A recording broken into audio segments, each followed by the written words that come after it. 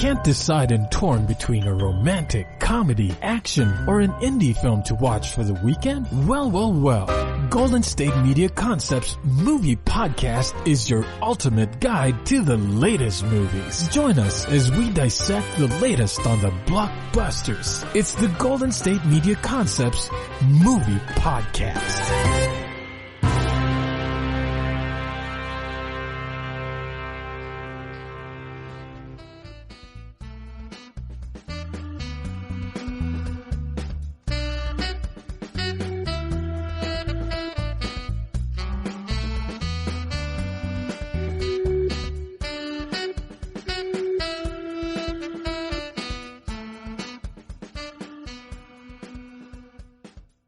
Hello and welcome to the GSMC Movie Podcast, brought to you by the GSMC Podcast Network. I'm your host, Shubh and we're back into Marvel 2.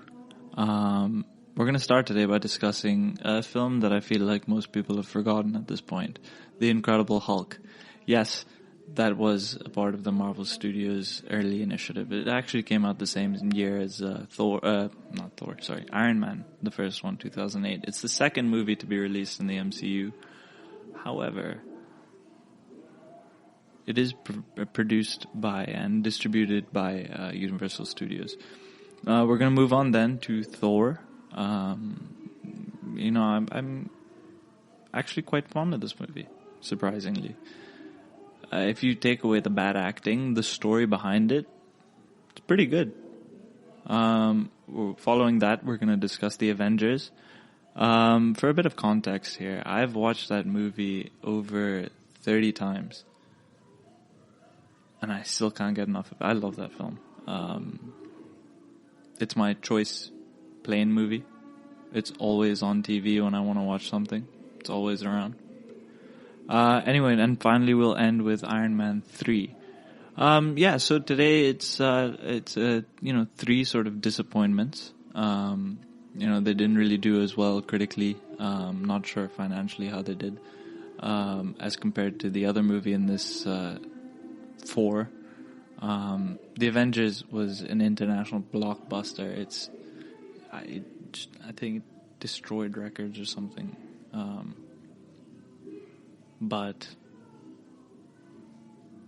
I'm going to advocate for some of these, because I feel like some of these movies are actually better than, a lot of the criticism that they've been sort of subject to. But on that note, let's start with the first movie of today's episode, The Incredible Hulk. Now, The Incredible Hulk is, it follows the scientist Bruce Banner, played by Edward Norton in this film, not Mark Ruffalo. He came in the Avengers, as he desperately seeks a cure for the gamma radiation that contaminates his cells and eventually turned him into the Hulk. We start the movie after he has been cut off from his true love, Betty Ross, played by Liv Tyler, and is forced to hide from his nemesis, who is General Thunderbolt Ross, played by William Hurt. Bruce Banner eventually comes face to face with a new threat, a powerful enemy known as the Abomination, played by Tim Roth.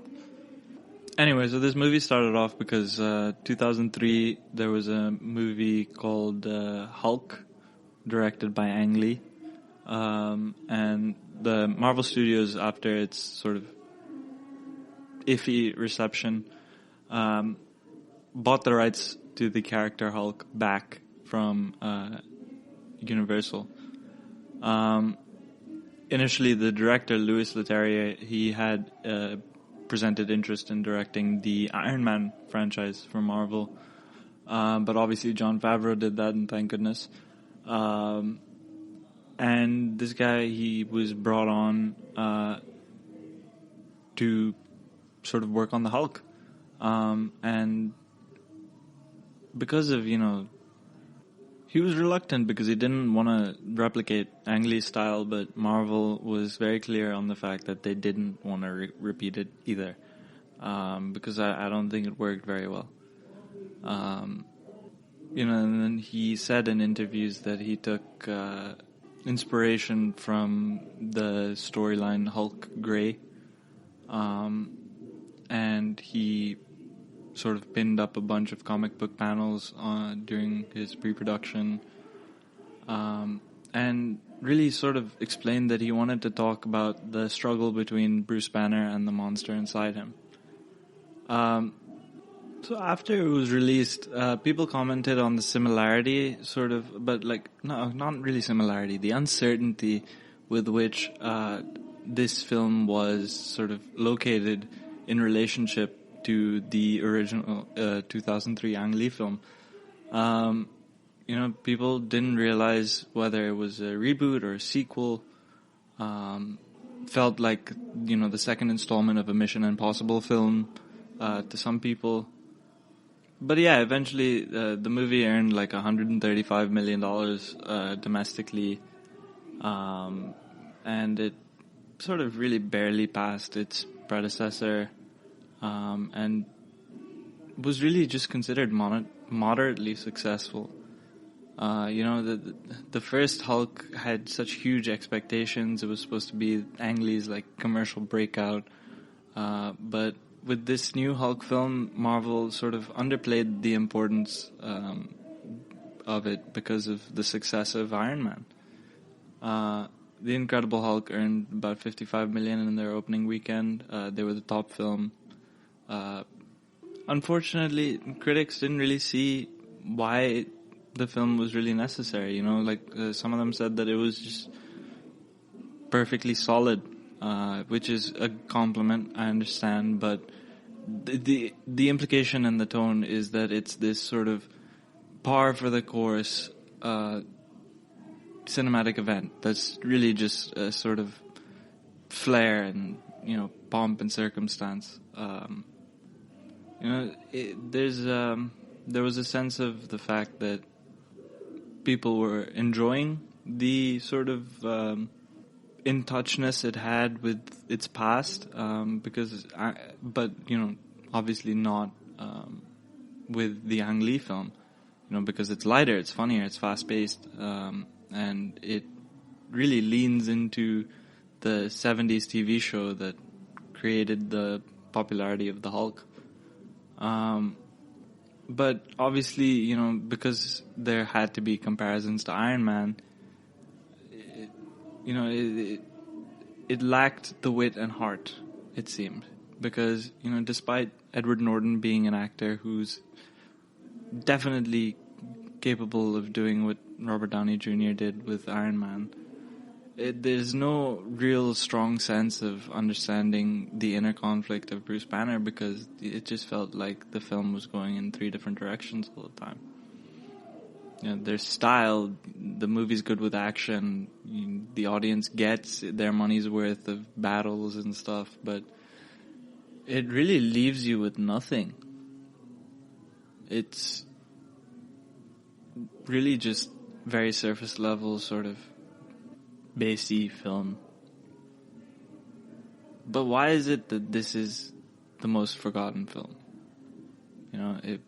In 10 years, Marvel went from like a startup to the biggest subsidiary of the biggest media conglomerate in the world. And when they began in 2008, they released Incredible Hulk, and it's decently acted. It tells a slightly coherent story that you can kind of follow. It's got great action, but in some ways, you should be able to consider the fact that this also sort of establishes, more than even Iron Man, its place in a shared universe.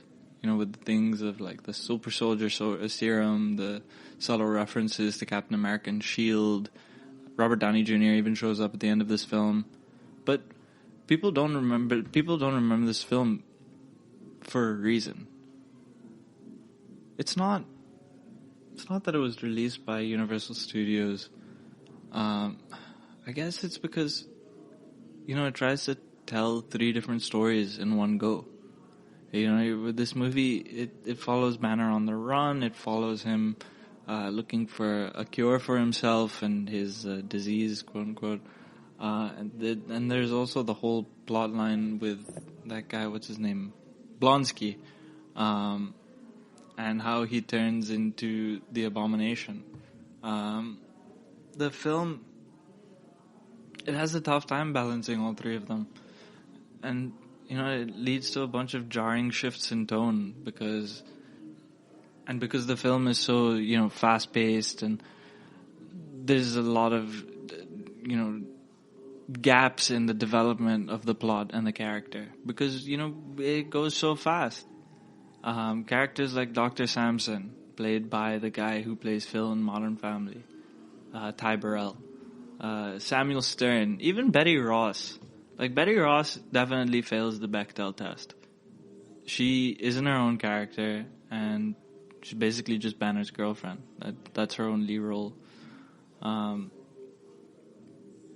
part of this, I guess, is because of the behind-the-scenes issues. Like, Ed Norton took over the script, pretty much the whole production. He used to rewrite on a daily basis, and there was a bunch of conflict with the director, if I'm not wrong. It makes sense that the MCU replaced him with Ruffalo. I wouldn't imagine Mark Ruffalo is as controlling of the project.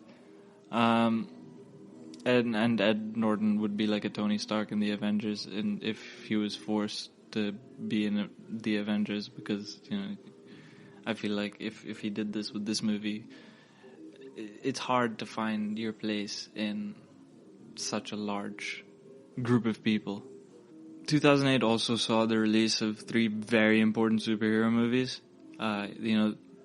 Iron Man was released that year, and I can't stress enough the importance of that film. If you listened last episode, you'll realize how much I love it. Hellboy 2, which is actually a very good film if you give it the chance. And The Dark Knight, which is arguably the greatest comic book film adaptation of all time. All of these films overshadowed The Incredible Hulk, both critically, within the zeitgeist, and even in the box office, if I'm not mistaken. Maybe with the exception of Hellboy 2. The Incredible Hulk it wasn't well received. It made quite a small profit. It did relatively the same level as Ang Lee's film, and that movie really soured the perception of the character and the public. And because of the confusion with the prequel or sequel or reboot, the requel, as one of the critics called it, if I'm not mistaken, it really messes with the consistent storyline, because now there's been 3 Hulks in the last 5 years. Between 2003 and 2012, there were 3 Hulks. But, at the end of the day, it's a very unique film in comparison to the other Phase 1 movies, because it's not entirely an origin story. Like, we start in the middle of Bruce's quest to cure himself. It's like a fugitive chase film, and it has elements of, the monster movies, like King Kong and Godzilla. Betty Ross is just like the lady in King Kong. I forget her name. Pretty much. Anyway, let's call it for a break there. We'll be back with the rest of the movies. That is Thor, The Avengers, and Iron Man 3. Stay tuned. Want to know the latest and hottest music hitting the airwaves? Don't be left out. Listen to the Golden State Media Concepts Music Podcast. It keeps you on the loop with everything you need to know from pop, rock, hip-hop, and the top 40. And we'll throw in news of your favorite artists, concert and tour dates, and so much more. Listen no further, because this is the gold standard in music podcast.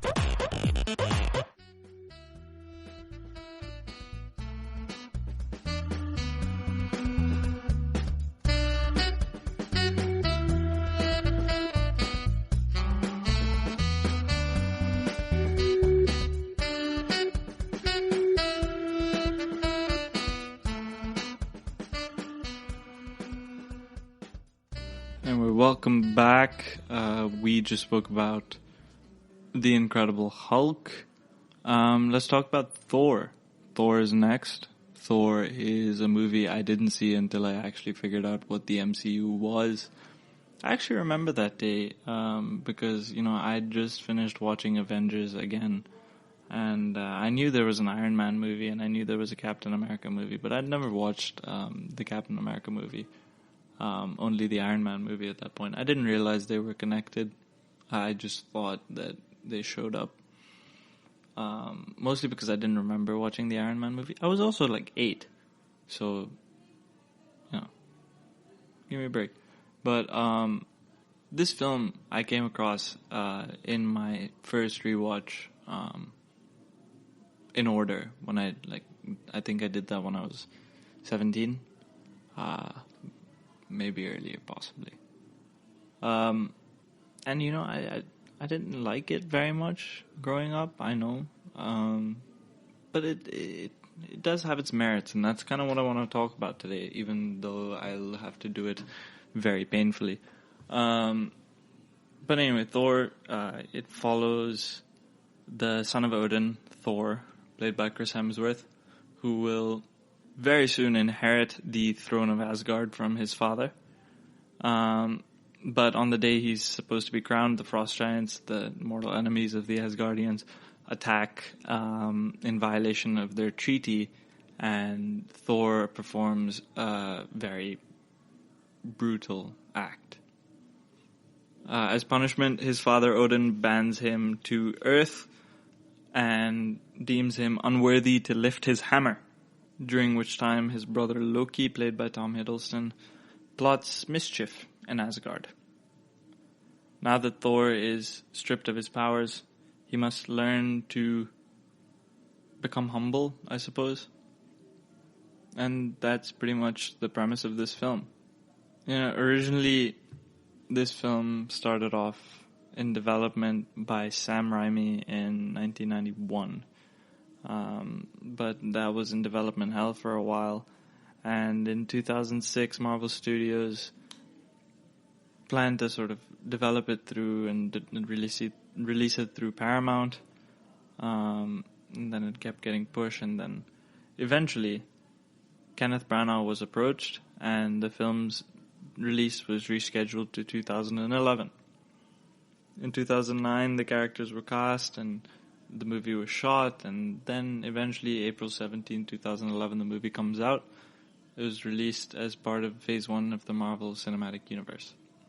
It was a pretty big success because it earned about $450 million worldwide, and it had some positive reviews for its performances, but the sort of Earth moments deemed a little criticism.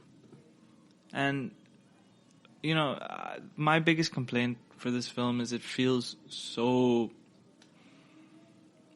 Shakespearean. And you can't blame anyone but Kenneth Branagh for that. And you can't really even blame him for it. It's just his style. Like, his first film, if I'm not mistaken, was a staged adaptation of a Shakespeare play. Let me have a look. Yeah, Twelfth Night. After that, he did Henry V, Much Ado About Nothing, Hamlet, As You Like It, and then Cinderella as well, but that was after Thor. But, there's definitely an interest there that you can tell, because that's just what sort of came out to me. It felt like one of those movies where a Shakespeare character comes to real life now. And I'm not talking about Shakespeare in Love. How was it received? It did about, as I said, 450 million in the world, but it was only the 15th highest grossing movie of 2011. But it has like a 77% on Rotten Tomatoes. It's got, good reviews. They spoke about the human drama, but also the humor and wit that comes with this sort of dazzling image of a story about a god, essentially. Obviously, Chris Hemsworth got accolades for his performance, and Anthony Hopkins, Idris Elba, Natalie Portman. It's a pretty stacked cast. But what really worked for this film is the musical score. You know, the theme of this film is not like most Marvel movies. And okay, now I'm going to go into defending this film because I can't decide whether I like it or not. Maybe this will convince me. It's not a story that follows a hero who has to defeat evil forces and, you know, that want to destroy the world or something. Obviously there's some of that. It's a Marvel movie, but, you know, at its core, Thor is the story of an irresponsible, spoiled prince who needs to learn the value of his powers and the relationship with his father. And that's a pretty somber, you know, underlying emotional story. And it's reflected through this very melancholy score by Patrick Doyle. There's a song I remember, it's called Sons of Odin. And, you know, usually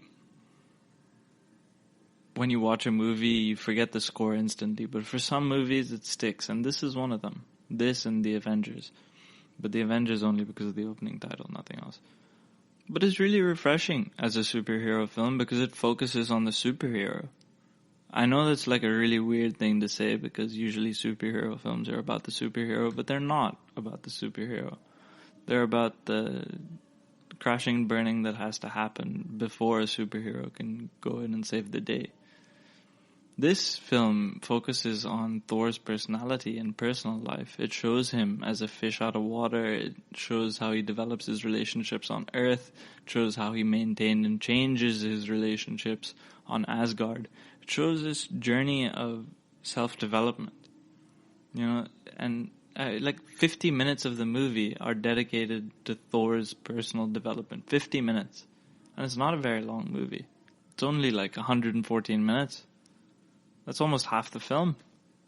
Thor, you know, he starts of selfish and ignorant. He starts as a selfish and ignorant person. But towards the end of the movie, he becomes this humble person and even sacrifices his life to save Earth and his friends. There's another example. At the end of the film, Loki, he tricks and assassinates the king of the Frost Giants, and you know, that's painted out to be a morally wrong thing to do, positioning him as the villain. But the thing is, the old Thor, before he went to Earth and, you know, had his eat, pray, love moment, he would have done the same thing. I mean, we know this for certain because he goes in the beginning of the movie and he starts just like battering frost giants all over the place. I mean, he could have killed their king then and there if he wanted to. But what really makes this film work is the villain. I loved Loki in this film. I didn't realize this until my latest rewatch, but Loki's real motivation isn't power like it was in the Avengers or like, you know, control. Even then in the Avengers, I don't think it's really about power. What his motivation in this film is, and I know this is pretty obvious, I'm just kind of slow with this kind of stuff sometimes. It's that his only real goal is to get the love and approval of his father. In fact, you know, there's compelling evidence that he never even wanted the throne. There's this deleted scene, I got the extended version, where this like group of guards proclaims him the king of Asgard, but you know, you see this look on his face. It's like disgust. It's showing that he's not ready or willing to be king. And that's what it is, you know. Good cinematic villains aren't evil. Well, they are in some ways, but if they can be reasoned with, they work. Loki loves Thor, you know, and Loki turns up. Okay, yeah, this is an example. He turns up, and when Thor is imprisoned by S.H.I.E.L.D. in the beginning, after he tries to lift the hammer, Loki turns up and tells Thor that their father has died and that he can't bring Thor back up to Asgard. And Thor has no power in this scene. Loki knows this because he's been stripped of his powers, he's been stripped of his hammer, he's in a cell. Loki knows that he has no power. You can easily just tell him the truth of the plans because he knows that Thor is kind of stuck here. But instead, Loki tells him that their father is dead and that they can't return to Asgard. Well, I mean, he can't. If he hated Thor, he would have taunted him. He might have even killed him if he was evil. And if he truly felt nothing, I don't think he would have even shown up. Despite all of their rivalry, there's a relationship there that Loki values. In fact, it's even confirmed by, that close-up at the end of the scene where Thor is being held prisoner by S.H.I.E.L.D. There's a close-up at the end of that scene, and there's this clear look of shame as he leaves, because there's guilt there. He hates the idea that he's just lied to his brother so that Thor can have closure and lead a normal life on Earth. That's love. That's family. That's brotherhood. At the end of the day, Thor obviously regains his power, discovers Loki's plan. The final confrontation is inevitable, but it also is incredible because it positions, the way the movie positions Thor and Loki swaps. This is where Loki goes from this original sort of sympathetic image into an abomination. But it's also where Thor goes from his original image into the new Thor, which is humble and responsible Thor. Essentially what it is Thor just fighting his old self. At the end of that, when Loki's confronted by Odin, he says to him, "I could have done this for us." To which Odin responds, "No, Loki." Loki then lets go and falls deep into space. I mean, obviously we know that he falls right into Thanos' lap. But back then we thought he died. He's died so many times. And Thor, he melodramatically screams, "No." But this scene perfectly encapsulates this character. Because his goal from start to finish was to prove to Odin that, despite the fact that he's not worthy enough to be Thor and lift Mjolnir, the hammer, and all that kind of stuff, that he is worthy of being a son of Odin. Because he's adopted. He's a frost person. And then when he finds out that his father is ashamed of his actions, he commits suicide. Because he has no reason to remain to be alive. For all the criticism that it's received, it may not be the best film. Sure. It's not Thor Ragnarok. But it's a pretty beautiful human story. Anyway, let's take a break. We'll be back with the Avengers and Iron Man 3. Stay tuned. Tired of searching the vast jungle of podcasts? Now listen close and hear this out. There's a podcast network that covers just about everything that you've been searching. Hey! The Golden State Media Concepts Podcast Network is here. Nothing less than a podcast bliss with endless hours of podcast coverage. From news, sports, music, fashion, cooking, entertainment, fantasy, football, and so much more. So stop lurking around and go straight out to the Golden State Media Concepts Podcast Network. Guaranteed to fill that podcast itch. Whatever it may be. Visit us at www.gsmcpodcast.com. Follow us on Facebook and Twitter and download us on iTunes, SoundCloud, and Google Play.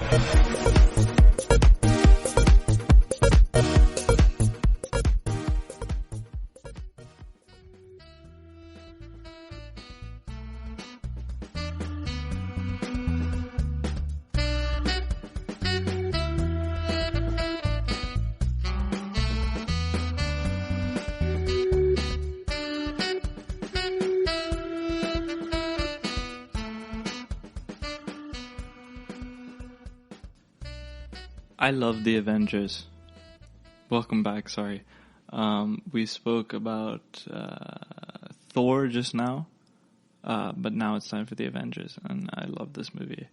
I love this movie so much. I really credit this movie with a lot, because I was never a huge comic book fan growing up. I'm still not really. I only read a few. But I'm a huge MCU fan. And I have been since I watched this film for the first time in 2012. You know, I'm such a big fan that when I was watching this, I was watching it with my friend Crit and my sister. And there was a point at which I was reciting lines before they happened, and they got so annoyed by it. I mean, I love this film. I love every bit of it. You know, the way it starts, the way it ends, the characters, the plot, Nick Fury, the giant warship, the $10 bet, the baseball cards, the Captain America baseball cards, Phil Coulson. I even watched Agents of S.H.I.E.L.D. because of this movie. It's a very bad show. Very bad show. That's a very bad show.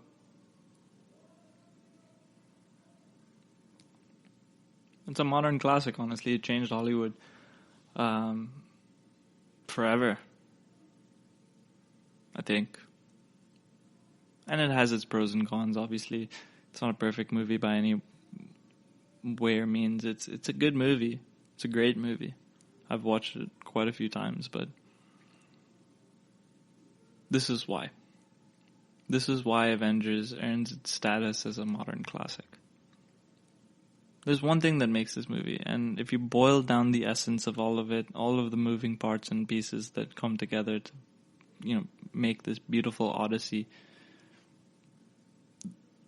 the one component of this film that creates this behemoth of a franchise is structure.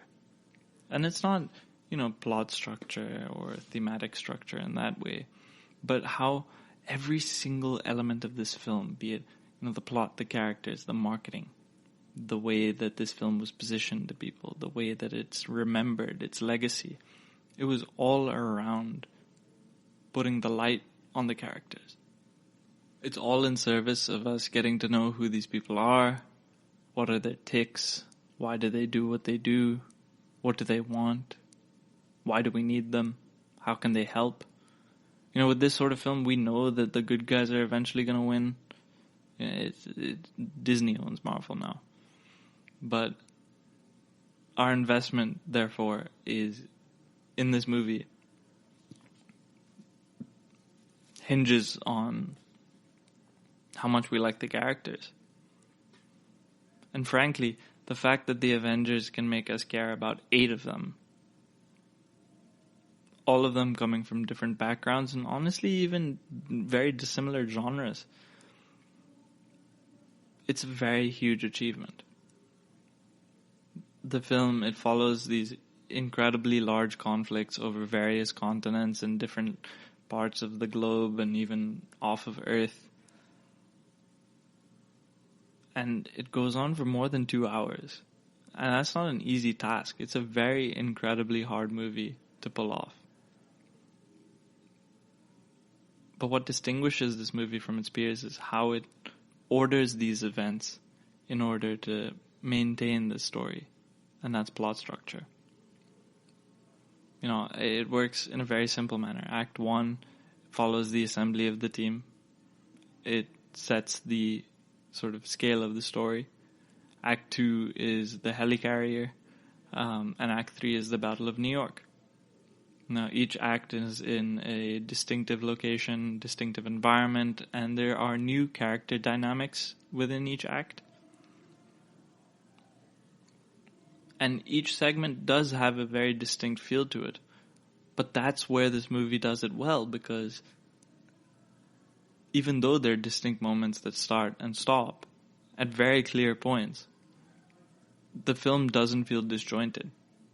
Instead, you know, they work as weaving between tones and ideas.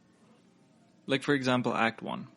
You know, this part of the movie follows how all of the Avengers sort of come together from their individual backgrounds and meet. It's incredibly important because this is how they introduce to the audience to the characters that they might not already know if in case this was their first Marvel movie, and I think this was mine. No, Iron Man was still mine. But, you know, for someone who didn't realize there was an actual MCU or anything, this was my first Marvel movie as someone who understood what the MCU was. But it also has to balance this exposition with the fans that are familiar. Especially, you know, people who read comic books and all that kind of stuff. Because you can't make it boring. You have to keep it interesting. But let's say you don't know anything about the Avengers or anything about the Marvel Cinematic Universe, which, frankly, if you don't, you're probably either living under a rock or are an art snob. You know, this movie starts with the prologue. We see the threat approach in the form of Loki, and we understand the importance of these heroes coming together because S.H.I.E.L.D., the only sort of structure that we understand, is crumbled right before us in the opening minutes of the movie. We see Loki, we see him as the threat, we see him come in with his magic powers, we see him meet his sponsor, we see him take the upper hand in the movie by taking the Tesseract from S.H.I.E.L.D. His motivations are very clear. Conquer Earth. But, you know, the way his character is developed in this film feels sort of flat. And I have to start with that because the other one's pretty great. We then meet Nick Fury, obviously. Then, in that sort of moment, we also meet Nick Fury, He's the head of S.H.I.E.L.D. We know his motivation. He wants to save the world. And then a chain of events is kicked off. We meet Natasha Romanoff, despite having met her in Iron Man 2 already. We learn in her opening sequence in Russia that she's a highly skilled spy, that she has an emotional attachment to Clint Barton because, you know, when she gets the call, Coulson says that Barton is compromised, and that's when she actually takes it seriously. And we learn that her struggle, eventually in the movie, is that she wants to redeem herself, atone for her sins by erasing the red in her ledger, quote unquote, from the film. Then we meet Dr. Banner. We met Dr. Banner and the Hulk, the Incredible Hulk, in 2008, but this is a very different Dr. Banner, partly because it's not Edward Norton, it's Mark Ruffalo. We know that he's ashamed of something in the past. We know that he has something to hide from the world eventually. Obviously, there's also multiple hints of the Hulk. And then eventually we realize that, you know, his problem is the Hulk. But we also know that his struggle, his motivations as a character are to master himself and to accept himself. We meet Steve Rogers boxing away at just a bunch of things. What are they called? Punching bags. We learn that he's a superhuman. He has a military background. He fought in a war. His character struggle is also very clear. You know, he wants to remain relevant in a world that's moved on from him because he's 70 years old.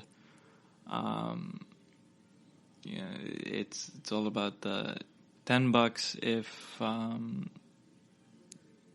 you're surprised gag that he has with Fury. It's the I get that reference moment when Nick Fury also says something else. I can't remember what the reference was. I remember watching that scene actually and being like, oh, that was anticlimactic. Because I remember the punchline, I just don't remember the setup.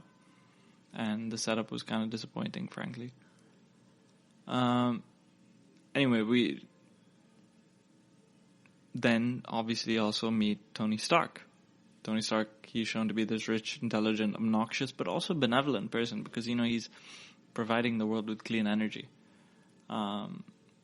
We also learn about his suit, which seems to be considerably improved. His arc is the clearest. It's about learning to be selfless. You know, Captain America even says it. He says, you don't know what it's like to make the sacrifice play, to lay down on the wire and let the other guy crawl over you. That's exactly what he does by the end of the film. And then Thor, we know he's the guy with the magic hammer. We also know that he's Loki's brother, but that's pretty much it for Thor. This movie didn't do very well with the Asgardians.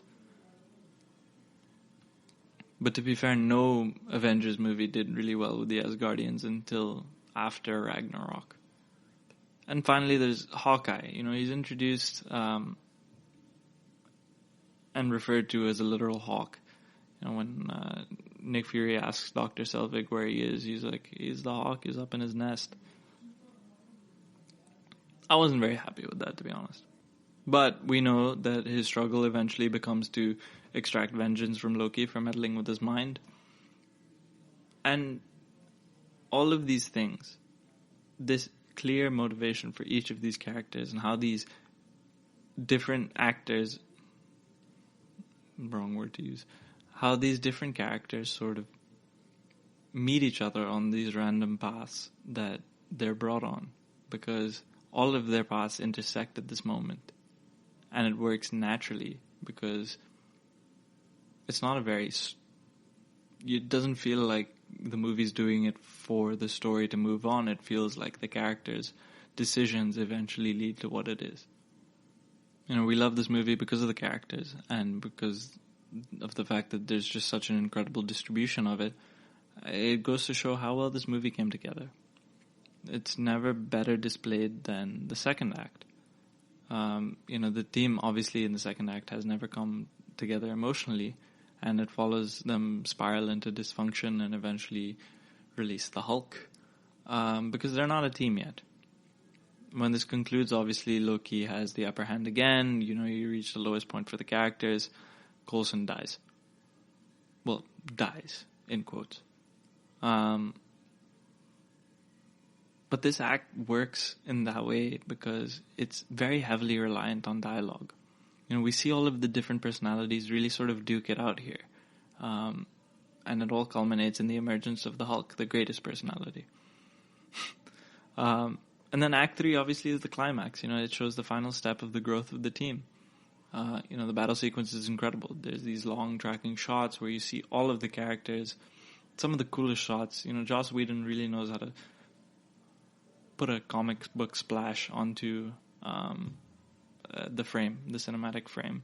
You see all the characters in those shots, despite only knowing each other for a couple of days. These guys work in so much harmony, and you see just the chemistry between all of them. That's always something I've wondered.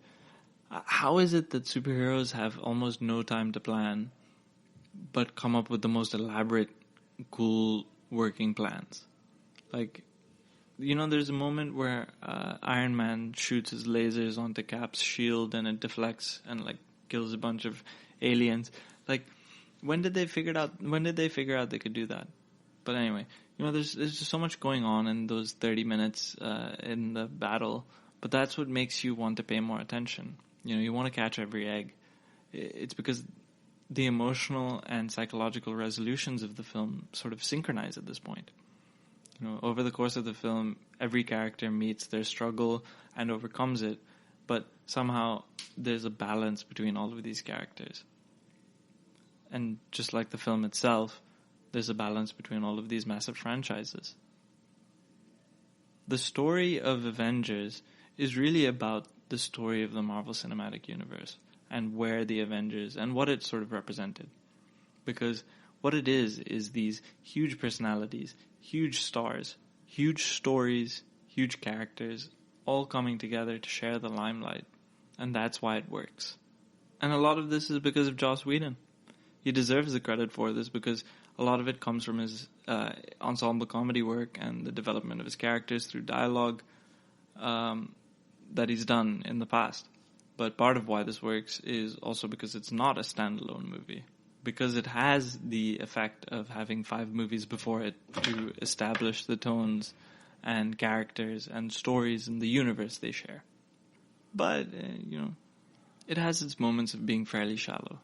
It is an excuse to bring these characters together and make as much money as possible. We love superhero movies because we live in a very complicated, morally complicated real world. And these movies allow us to experience one where issues seem more binary. You know, if Spider-Man was the modern superhero movie and a response to 9/11, Avengers is the superhero movie set in New York that brings closure to that idea. You know, it places the battle in the middle of New York to position the message of the film beyond just the destruction into a symbol of victory. The Avengers, they operate as this sort of counterpart for metaphorical counterpart for the first responders at the scene during 9/11. And this is reaffirmed by the presence of police officers and, you know, them helping civilians get to safety and all that stuff. But what distinguishes this movie from Spider-Man is that it's a team movie. And it allows, different people to come together. But those different people also bring with them different moral philosophies. And it shows that all of these work in the service of a greater good. You know, by showing the coming together of this group, they present the idea that the best hope that we have to find is cooperation and balance between various schools of thought, because ultimately we need different perspectives to work together. In a time where we can't really figure out the world around us, superhero movies give us the confidence we need in order. They don't just empower us, but they tell us to be empowered while doing the right thing. And that's what this movie stands for me. Anyway, that's just my thing. We'll be back with Iron Man 3. Stay tuned. Watching TV has changed over time. Streaming has become the new norm. That's why Golden State Media Concepts television podcast dives headfirst to the world of cord cutting. Want to be on the loop of what's hot in Netflix? Or if it's not a preference, what about original shows in Hulu? We've got you covered. Join us as we fill in the blanks and talk about movies to stream and what show you should be binging. This is the Golden State Media Concepts television podcast.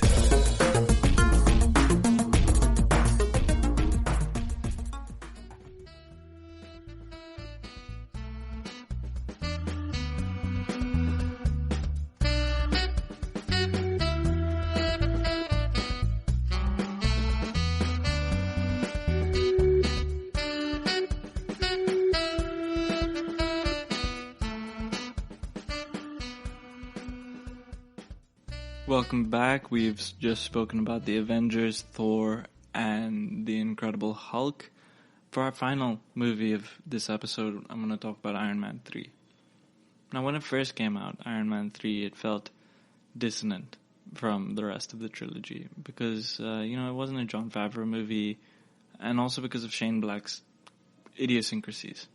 There was also a lot of buzz around the story being similar to sort of a Dark Knight type of vibe, because it depicted in the trailers Tony as this sort of misguided and broken figure after the Avengers dealing with a bunch of PTSD. There was a sort of realism rooted in the terrorism of the Mandarin.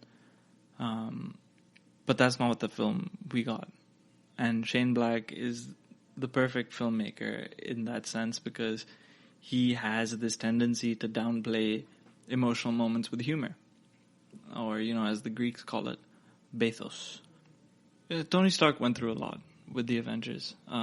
He found out about the existence of gods, aliens, giant metal dragon monsters. He made a bunch of new friends after, isolating them to the point of conflict. He dropped a nuke in space. He died for a bit. To see him go from the guy who dropped a nuke on a spaceship and lay down on the wire, as Captain America says, to then hang out with a kid for like a good part of the movie, that was kind of weird. It's also kind of weird that he was hanging out with a kid. But I imagine that's sort of like a father-son psychological thing that I'm too ignorant to be aware his entire understanding of the world at this point has been completely shattered. In the past, Tony Stark was comfortable with the idea that nobody else could be Iron Man, and that the suit comes with the responsibility of doing good. And in a lot of ways, the movie reaches this perfect sort of permutation in this line of thought. Because in the Avengers, Stark realizes he's just a man in a tin suit. Gold, titanium, to be accurate. And he comes out of New York eventually struggling with the fact that there are actual superhumans around him. Not only that, there's a much greater threat on edge, and that sort of drives Tony Stark further from this. That's what creates the conflict in Civil War, in Age of Ultron, all of that. But at this point, he just saved the world. Anything you throw at him could seem small. And that's what works in this movie for me. The entire plot of this film is anticlimactic, and anticlimax is used as a device in this film because Tony probably thinks of this as a trivial fight in comparison to the one he just encountered. I mean, he went from fighting aliens led by a god to Trevor the coke addict Liverpool fan. I mean, Extremis is dangerous. Obviously. They can just melt his suit. But Rhodey says it himself. He says in the movie that stopping the Mandarin is a priority, but it's not superhero business. And Tony obviously gets himself into danger throughout the movie, but that's just who he is. And most of it is because he doesn't have a suit. But even then, he improvises his way out of any situation because of his own ingenuity, which is the message of the film. This is something you couldn't do during the Avengers, because, if he tried to improvise without a suit, he would have, been ripped apart by a turbine or, nuked, fallen out of a window. But these events, they're still on his mind, and they're treated with that level of gravitas. And then, at the same time, Shane Black manages to maintain a comedic tone, mostly on the basis that a lot of the comedy is warranted. It comes from the actions of the character, and that's what makes it really good. What comes to mind here is the broken suits. His suits completely malfunction all the time. It's great because it's Tony's original Spider-Man Homecoming who are you without the suit moment. It's this valuable lesson that he learns that he has to pass down to his own protege, Peter Parker. It adds up that Stark would, call out the Mandarin, and in a very ill-fated, ill-advised act of bravado, and that it would blow up in his face. Literally, it blew up in his face. But Black, he emphasizes and reinforces the heaviness of the effects of the events in New York by minimizing the threats that Tony faces in this film, at least in his perspective. It shows, where Stark is mentally.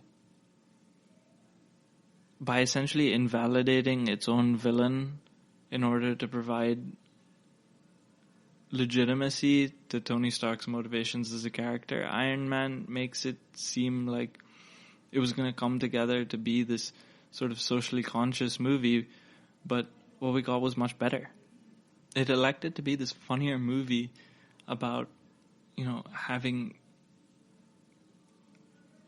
coming to terms with your identity, but also has those very emotionally charged moments. It's the story of how he rediscovers his identity as Iron Man and figures out that his suit doesn't define him, but the actions that he takes in or out of the suit that matter. I also want to talk very clearly about one specific scene in this film because I love this scene. It's the Air Force One plane rescue scene where he, grabs a bunch of people by the arm and they all sort of cheerlead down into the water to safety. Now, the scene works because it makes us care more both about the characters and why they care about what they care about in the story. There's inbuilt tension in this scene, and tension is what makes it so good because it's so great. Because the scene also has limitations that the hero must face.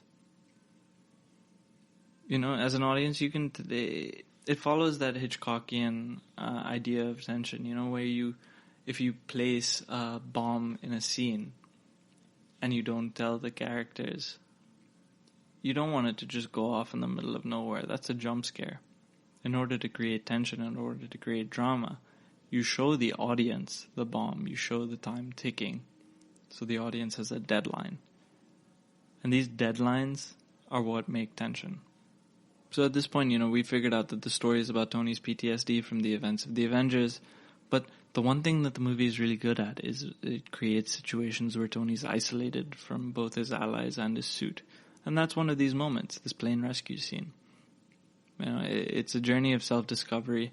This film, it finds out what he can do. His name tag, for example, in the opening of the film says, "You know who I am." Everyone seemed to know who Tony was in 1999, but when the kid shows up and asks who he is in the beginning, when they first meet, he doesn't recognize Tony Stark. He recognizes the Iron Man suit. He says the suit is Iron Man, but Tony is dead. Tony's the mechanic. And that's what he is in this film. He's the mechanic that just builds stuff to get over his anxiety. And then the main villain in this film is Killian Aldrich, the actual Mandarin. He has this plan to kidnap the president of the US. And we also meet Killian in that opening scene where we see Tony create his own demon. The actions that the jerkier Tony Stark took in 1999 create Killian and his motivations, as he describes in his classic melodramatic evil villain scene. Anyway, the scene. The plane jumping scene. So here's what happens. An extremist terrorist goes into Air Force One as War Machine, who is Iron Patriot at this time. He places the president inside the armor after successfully cornering him. And the armor eventually flies away with him. But Tony is also on his way to the plane. That's the setup. There's the terrorist roaming around the plane, the staff is trapped, and Iron Man is on his way. Now, here's the Hitchcockian bomb, because unbeknownst to the rest of the plane, the terrorist has also placed a bomb on the plane in case Iron Man arrives. So the scene begins. Iron Man gets up to the plane, attacks the terrorist, and pins him against the wall. But the terrorist uses his extremist power to heat up the suit and mess it up and detonates the bomb. And now we see a shot of the staff falling out of the plane. Now, Tony has to continue facing the terrorist, but here's the time limit. He has to save the staff before they fall to his death, because that's his responsibility as a hero. But he's preoccupied dealing with the terrorist. And this is how they engage the audience, because, we're now on edge, because people are going to die, but our hero is also stuck. Tension. Anyway, so Stark blasts the terrorist with his chest beam, and we see it in its intensity. This is a very Shane Black thing. He uses a shaky cam in this moment to add a sort of rawness to the scene. Shane Black has a tendency to show violence as it really is, not a perfectly choreographed dance, but more of an actual brawl type of feeling. Anyway, so as soon as this terrorist is dealt with, Stark jumps out and flies towards the falling people. Jarvis informs him that there's 13 people falling and he can only carry 4. More tension. Because there's a limit to what our hero can do, but he has to save them all. So now Tony has to use his ingenuity to figure out the situation before time runs out. More tension. One of the greatest aspects of this scene is that a lot of what it was done practically. Real people flew out of the planes for this. And this can really help, because when sequences are done practically, you notice that there is care taken in every shot, because you can't do plane jumping scenes for as many takes as, say, just a dialogue scene in an interior. You have to get it perfect. It has to be perfect. And it was such a wild stunt that Marvel made it a huge aspect of their marketing campaign. And, that's a lot to do with Shane Black's style again. He has very clear indifference toward cliches. And if he has to sort of engage in a trope of the genre that he's making a film in, he's either going to create a moment of humor through subversion, or just parodize the trope completely. He makes the direction seem real, not choreographed. And then when the way the scene is scored is very good, that also adds tension. The music is a very big aspect of it. There's the close-ups on Tony as he saves the staff from within his suit that shows the emotional progression of the characters facing their mortality. Tony speaks, the staff screams, Jarvis keeps talking about how close they're getting to the ground. More tension. Eventually, Iron Man saves the day. He grabs all of them in a human chain and they fall safely into the water. And, but the scene, it's fun, but it's more than just fun. It's more than just a cool marketing set piece. This scene shows us that Tony Stark is not just someone who blasts his way out of these situations, but rather that it's his ingenuity that separates him from the rest. That's what the kid tells Tony when he says, you're a mechanic, right? Why don't you just build something? That's what Tony tells himself at the end of the film. He says, you can take away my toys in my house, but you can't take away one thing. I am Iron Man. Tony is Iron Man. The entire movie has a premise that asks who he is, but Tony is Iron Man. But it's not the suit that automatically makes him a hero. It's the idea that he is a hero because he made the suit and acted like one. Anyway,